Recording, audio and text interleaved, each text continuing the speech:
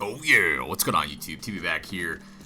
Tips with Teep. Black Ops 3, starting back up. Sorry for the long wait, guys. Wanted to make sure I had quality content thought up, and now I'm ready to create it for you in the top quality and at the best of my ability.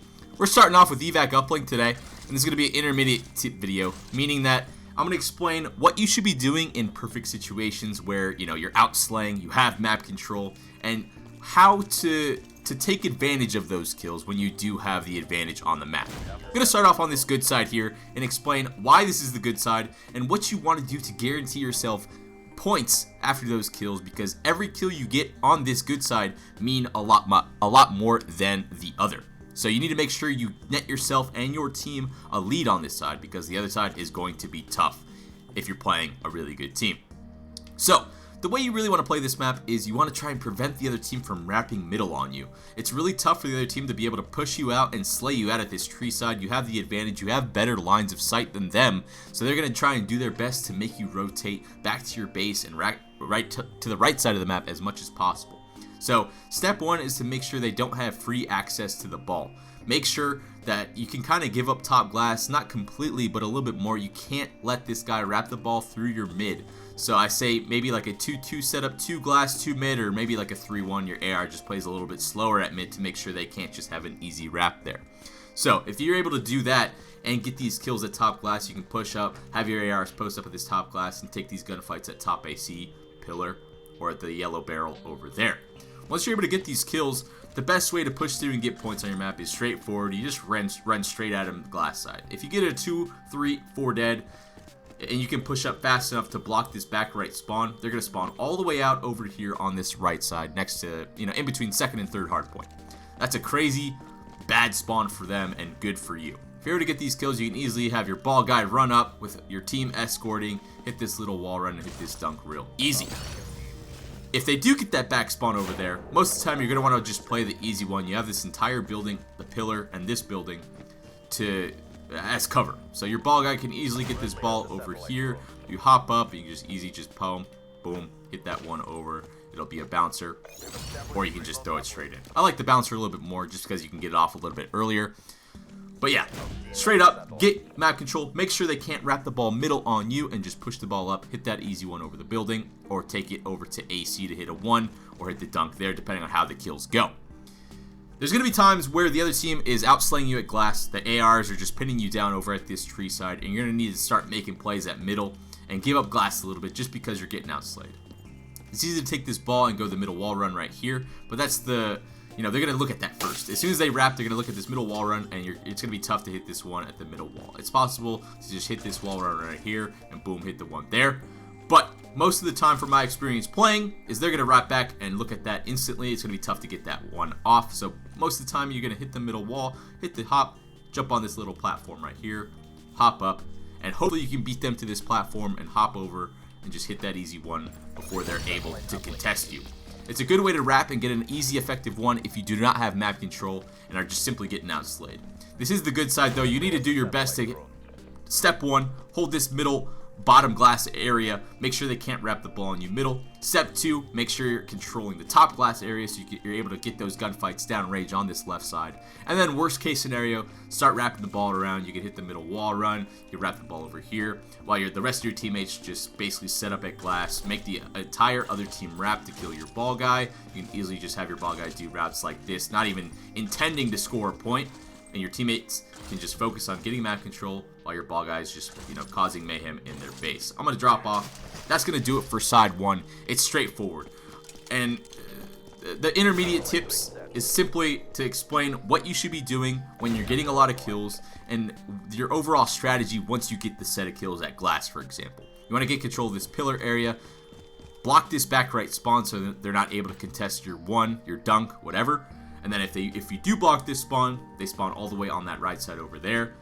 And the last thing I'm going to explain on this good side is when you do get the 4 dead, you have control of their base, and you don't see them wrapping back from this plat side. They're not spawning back there. What you should be doing after that. So if you don't see them wrapping, obviously they're going to be going to this middle wall run right here, or owing to all the way around your base from that kitchen side. If it's looking quiet, in their base. You want one guy definitely posted up right here. They're going to jump up from this middle plat right about here. It's going to be easy kills for the guy posted up here. So I'd say one guy watching middle. Give up your entire spawn side because they're going to be OEing. Have one guy focus on, getting ball. That's where your team communicates. Be like, all right, I got next ball. And then one guy patrolling their base, calling out if they're wrapping back. And then the last guy sort of reacting to whatever callouts are going down. Obviously, if the guy middle doesn't say anything, if the guy in their base doesn't say anything, they're going all the way around your base. So maybe you want your last guy just posted up top glass right here. You can easily drop back down, grab ball if he needs to, but focus on the full OE. That should be your ideal setup on this good side when you are getting those, 4, 5 kill streaks in their base, blocking the spawn, so they have to make that choice to wrap all the way back, go mid, or OE. It's going to do it for the good side. Let's move on to the bad side. Alright guys, moving over to the bad side of Evac Uplink. I just explained the sort of overall map flow and strategy, how it should be going on the good side. And now for the bad one. You need to play not too slow and conservative, but definitely need to be safer on some of the gunfights. When your, Blast 2 AR players are on this side of the map, you don't want them just boosting up trying to win these impossible gunfights on their guys at bottom glass, top glass, etc. Because every time you die on this map and they block your spawns, you're going to spawn really far, and that's when they can start running the train on you. If they're able to get that set up in your base and get, 3, 4 dunks in a row on you, you're basically screwed and probably won't have much of a chance at winning the map.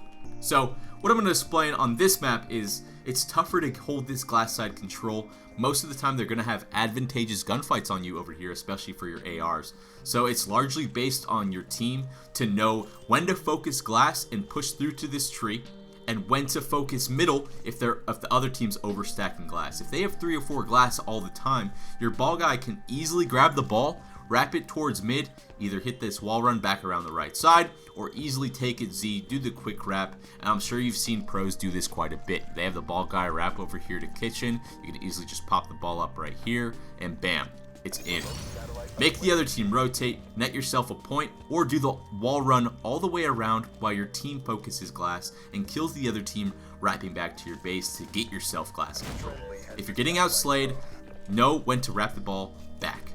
It's a huge thing to do on this side, and especially if you've gained yourself a lead on the good side, it's very easy by using the ball and using these wall runs to just delay, make the other team rotate into uncomfortable positions doing wall runs like this. And even if they do meet you and you die, you can easily just reset the ball. It's going to fall off the map if you die. Your team can be set up over here at this glass side control, and you can go from there.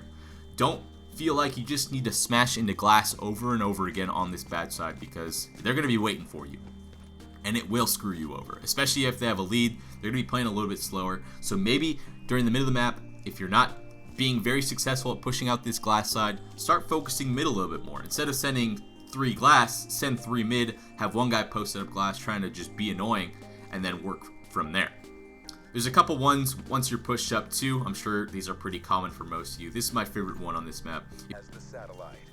Let me hit this tree one again for you real quick so you can see how effective it is without very much map control. Bounces in just like that. Very, very effective one. You don't need to push too far into their base. Even if there's guys back cage or steps or whatever, you should be able to get that off fairly easily if your teammates are there with you. This next one is very straightforward. You just hop up on this building right here and pop the one in just like that.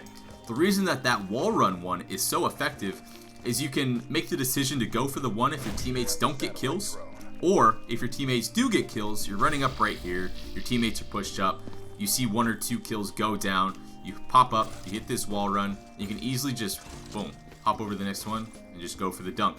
Make the other team shoot at you, so it opens up easier kills for you and your team. Or if you have a camo, very easy route. Pop the camo, wall, dunk.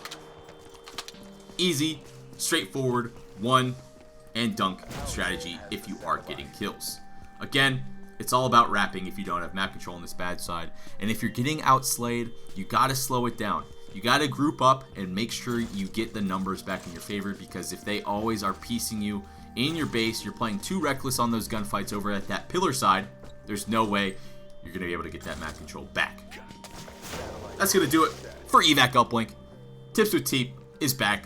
Leave a like on this video if you enjoyed it, and leave some feedback in the comments if you want to critique the video a little bit or just want to say hello. Thanks for watching, guys. Next tip with Teep coming up soon. We'll see you later. Later. Peace out.